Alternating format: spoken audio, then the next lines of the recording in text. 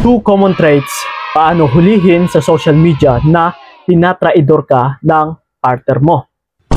Okay, tandaan po ninyo ito ha, which is dapat dalawa is nagtutugma po ito or nagsasabay.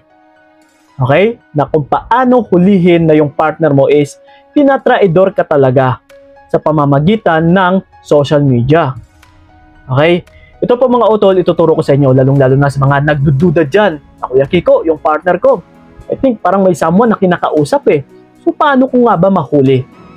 So, ito po, kahit long distance man kayo, sa pamamagitan ng social media is pwedeng-pwede mo pong mahuli. Okay? So paano po ito? So ito ngayon, kailangan is magkasabay talaga yung dalawang ito. Na yung una sa lahat, subukan nyo po na gumawa ng dummy account. Okay? Halimbawa na lang sa Facebook. Okay? Gumawa po kayo ng dummy account. Kasi, kung yung pinaka-main or yung official account niyo yung gagamitin niyo is possible po or maaari po na naka-restrict ka, na hindi mo nakikita yung mga bawat pinopost ng partner mo. Yes, ganun po. May ganun pong setup sa social media, lalong-lalo na sa Facebook.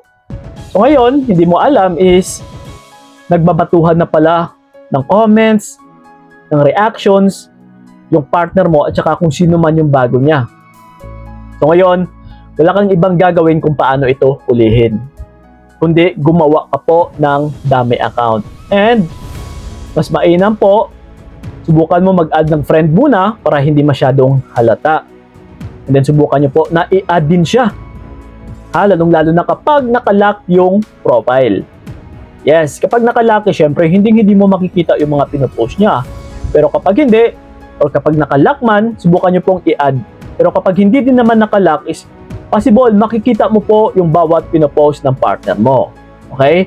And ito po yung kailangan ninyong bantayan. Okay? Tignan mo po sa bawat pinopost ng partner mo kung sino po yung masugid na tagapagsubaybay ng partner mo na halos sa lahat ng pinopost niya is may iisang tao po dyan na kung may palaging nagpupuso, nagko-comment. Okay? So pagmasdan mo po yan. Kapag nakita mo na consistent na siya ito na tao yung palaging nagre-react sa mga pinopost ng partner mo, wala kang ibang gagawin kundi i-click mo yung tao na yon para mapunta ka sa profile niya. And then, ito rin ang gagawin mo. Tignan mo sa bawat pinopost ng babae or ng lalaki na yon, ito mapababae, mapalalaki ha, tignan mo po yung pinopost din ng taong yon. Okay? Kapag makita mo po na ganun din ang ginagawa ng partner mo na nakikipagpuso-puso at saka nagko-comment din siya sa taong yan, asahan mo utol. May communication po yung dalawang yan. Lalong-lalo na kapag nakikita mo yung comment na may papuso din, yes, or may pa kung ano-ano pa dyan na pag emote-emote, naku po, kabahan ka na.